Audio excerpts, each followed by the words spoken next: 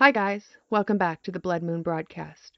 It's me, Brooke, and it's another day to be alive, which means it is time to sit down, grab your snacks, your tea, whatever you've got going on, and get comfy. Because today's story, well, it's something. Before we get into it, I just wanted to say hi to everyone who has been sending me messages this week. I have read them, and thank you.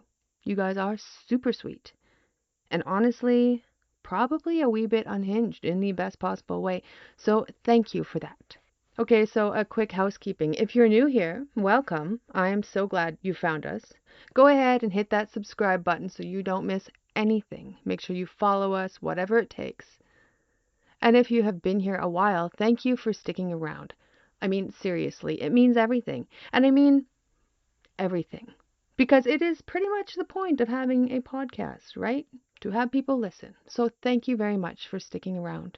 So for this episode, we are making a donation to the DNA Project. It's an organization that uses forensic genealogy to help identify unidentified remains and give names back to people who have been lost to cold cases for years, sometimes even decades. And so given what we're covering today, it feels like this is the right one to donate to.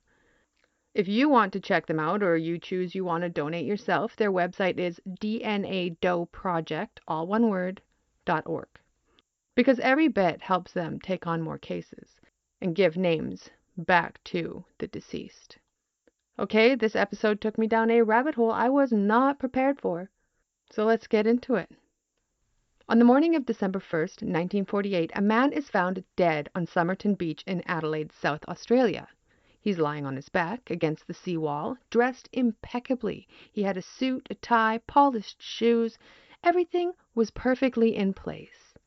An unlit cigarette rested on his collar as if he placed it there himself and simply just forgot to light it. He looked almost peaceful, like a man who laid down for a nap on a warm Australian evening and just decided not to wake up. The night before, a couple walking on the beach had noticed him. He was in the same spot, in the same position, and at one point he had raised his arm and then let it fall. They thought he was drunk, and they just proceeded on their walk. But by morning he was dead, and nobody around him knew who he was or where he had come from or even why he was there.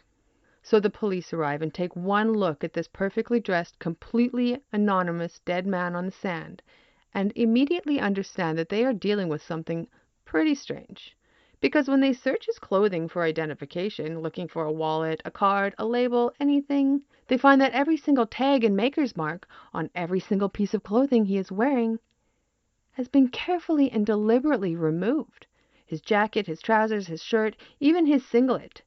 Every label cut out as if whoever dressed him, or as if he himself had gone through his wardrobe and systematically erased every possible way of tracing where any of it came from. Like I said, there was no wallet, no identification of any kind. The only thing in his pockets are a small comb, a pack of chewing gum, a box of matches, an unused train ticket from Adelaide to Henley, a used bus ticket, and a half-eaten pack of juicy fruit, which was probably the pack of gum. That's it. That is all this man had on him. And so the autopsy is performed by a pathologist named John Bennett, who estimated the death had occurred no earlier than 2 a.m, meaning the couple who had saw him raise his arm and thought he was drunk were probably watching a man in the last hours of his life. What Bennett finds inside the body is also deeply troubling. The man's organs are engorged with blood. His liver is distended. His spleen is 3 times its normal size. There is severe congestion in his brain and digestive tract. His stomach contains the remnants of pasta eaten maybe like approximately 3 to 4 hours before death, and yet no toxic substances were found. At least no poison that the pathology of 1948 could identify. The cause of death is officially recorded as inconclusive. Another doctor who examined the body confided privately that he was, quote, quite convinced the death could not have been natural, and suggested the man had been given a barbiturate or a soluble hypnotic, something fast-acting, something that could cause exactly this kind of organ congestion, and something that would have been undetected by the testing available at the time. So there is a man, beautifully dressed, no identification, labels cut from every garment, dead of something that can't be named on a beach in Adelaide in 1948, with an unlit cigarette on his collar. And it is about to get so much stranger. 6 weeks after the body is found in January of 1948, an unclaimed brown suitcase turns up in the cloakroom of the Adelaide rail station. The station records show it was checked in on November 30th. The evening before the body was discovered on the beach. Police open the suitcase and find clothing, grooming supplies, a red dressing gown, a pair of slippers, and several unusual items, including a table knife that had been cut down and resharpened into what appears to be a makeshift weapon, a stenciling brush of the kind used to mark shipping containers, and an electrician's screwdriver. And just like the clothing on the body, every single label in the suitcase has been removed. Every one. The thread used to make repairs to some of the clothes matched the threads found in the dead man's jacket pocket, which puts the suitcase conclusively in his possession. But who he is, where he came from, why he had a stenciling brush and a homemade knife, none of it leads anywhere. The police do everything right. They take his fingerprints and photograph and send them to police forces across Australia, to the United Kingdom, to the United States. And in January of 1949, FBI Director J. Edgar Hoover himself sends a letter back confirming that the man's fingerprints match nothing in the American files. Dental records match nothing, no one comes forward, no one reports him missing, and no one in the entire world seems to notice that this man is gone. So they embalm the body so it doesn't decompose. They commission a plaster cast of his face and upper torso, which is a death mask, essentially, so that even if the body eventually has to be buried, there will be a physical record of what he looked like.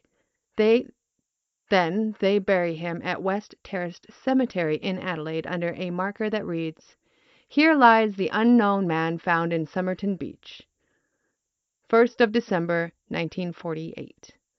And that, for several months, is where this case sits. An unidentified man, an inconclusive death, a suitcase full of things that raise more questions than they answer. And then a pathologist re-examines the clothing one more time and finds something everyone had missed. Tucked into a small fob pocket, which is a hidden pocket sewn into the waistband of the man's trousers, which is designed to hold a pocket watch so small and flush against the lining that it's super easy to overlook, is a tiny, tightly rolled up scrap of paper. And when they unroll it, it contains 2 words printed in an elegant typist script. It said, Tamám Shud. A police reporter covering the case recognized the phrase immediately. It was Persian, and it means it is ended, or it is finished. It's the final line of an ancient collection of poetry called The Rubaiyat of Omar Khayyam, written in the 12th century and enormously popular in Australia during the World Wars. The Rubaiyat is a book of poems about fate, free will, love, loss, and the passage of time. And someone has torn these 2 final words, "It is finished," from a physical copy of that book, rolled the scrap into a tiny cylinder, and had hidden it in a secret pocket. The police launch a search for the specific copy of the Rubaiyat that the scrap had come from, reasoning that if they can find the book, they might find the man. And then, in a turn that is almost impossible to believe, a man comes forward and says he found a copy of the Rubaiyat, a rare New Zealand edition published in 1941, discarded in the back seat of an unlocked car on the evening of November 30th. The night before the body was found. The car was parked near Somerton Beach. He had kept the book without thinking much of it, and when he heard about the police search, he brought it in. The torn page matched the fragment perfectly. The jagged edges of the scrap lined up with the inside back cover of the book exactly. This is the copy.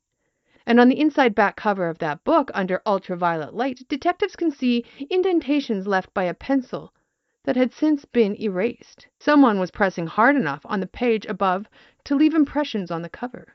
and when they examined those impressions, they found two things: a phone number belonging to someone who lives near Somerton Beach, and 5 lines of capital letters arranged in a pattern that looks like a code. The code has never been cracked. Not in 1949, not in the decades since, not by amateur codebreakers, not by cryptographic experts, not by academics or intelligence agencies who have taken a run at it. The 5 lines of letters remain, as of today, unciphered. Whether they are a genuine cipher, a mnemonic, a shopping list in some private shorthand, or a message to a specific person who already knew the key and is long dead, nobody knows. I'll put these 5 lines into the description so you can take a look. But the phone number, that's where it gets extraordinary. The number belongs to a young woman who lives just a few streets from Somerton Beach. When the police track her down and knock on her door, she is a nursing student, pretty and poised, and she is not at all happy to see them. Her name, when it eventually becomes publicly known decades later, is Jessica Thompson. Though for most of the case's history, she is referred to only by a pseudonym, Justin. She is shown the dead man's photograph, and according to the detectives in the room, she reacts so strongly and so visibly, so physically, that she nearly faints. She then composes herself. She tells the detectives that she has never seen this man before. She doesn't know who he is. She can't explain why her phone number is in a book connected to a dead man on a beach near her house. But then she says something that slightly cracks the case open without her knowing it. She admits that during the war she had given a copy of the Rubaiyat to a man she knew. She gives the detectives his name, Alfred Boxall, a former soldier she had encountered during the war. The police are certain that they've solved it. Boxall must be the Somerton Man. They tracked him to Sydney and arrived at his door fully expecting to be confirming the identity of the dead man, and instead they find Alfred Boxall very much alive, sitting in his home and in possession of his copy of the Rubaiyat, entirely intact with the words Tamám Shud still printed on the final page where they belong. He has no idea what is going on. He barely remembers the woman who gave him the book, and just like that, the lead is gone. And so Jessica Thompson is interviewed again. She maintains she doesn't know the dead man, but people around her are noticing things. The detective who interviewed her says for the rest of his life that he was certain she was lying, or at minimum, that she knew far more than she was saying. And then there's something else, something that would only become significant much, much later. In 1947, Jessica Thompson had a son, a boy she named Robin. And Robin Thompson, as he grew up, had an unusual physical characteristic. It was a very specific, very rare ear shape, distinctive enough that experts who studied it called it essentially unique.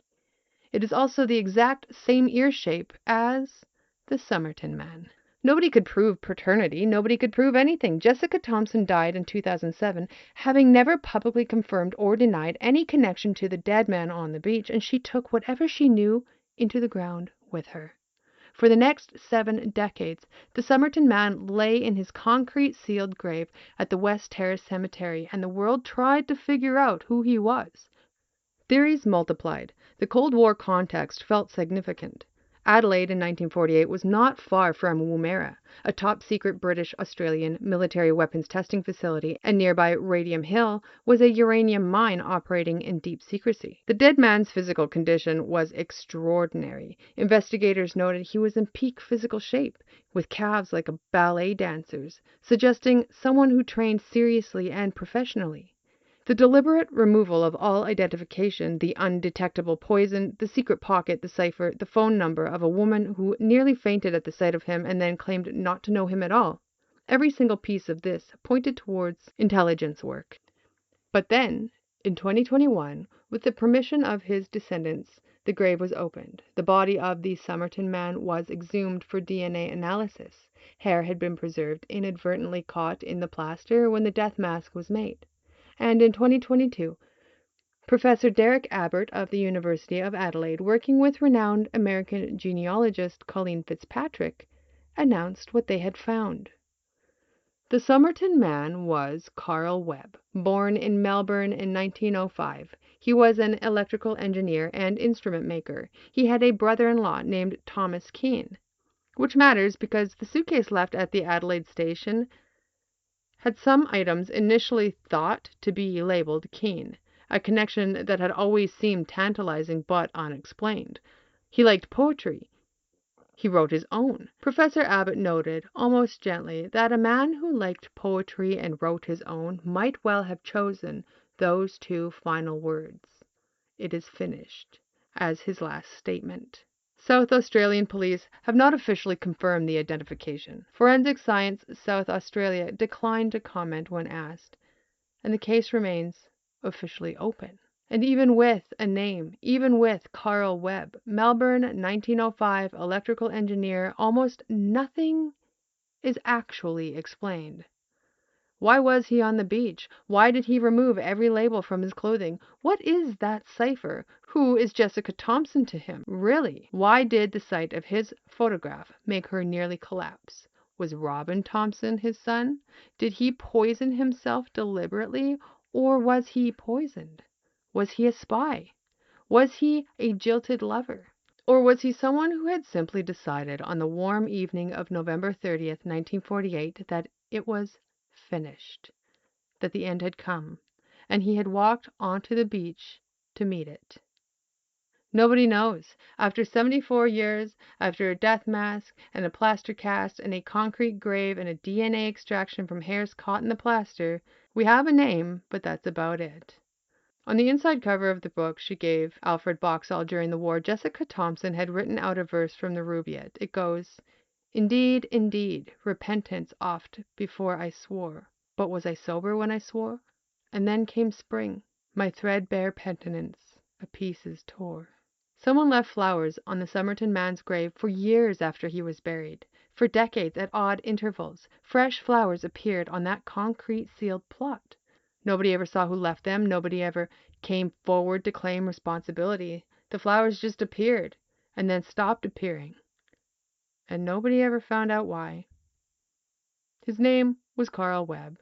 He was born in Melbourne in 1905. He died on a beach in Adelaide on December 1st, 1948, dressed perfectly, with an unlit cigarette on his collar, and two words in a secret pocket: Tamám Shud.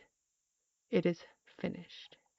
Our sources today are the Wikipedia Somerton Man, Tamám Shud case, Smithsonian Magazine, Mike-Update, MLIAOI, February 2025, CNN, Somerton Man, identified July 2020, Discovery UK, deciphering the Tamám Shud case, 60out.com, Unsolved Mystery, the Tamám Shud case, Medium, Pretty Athor.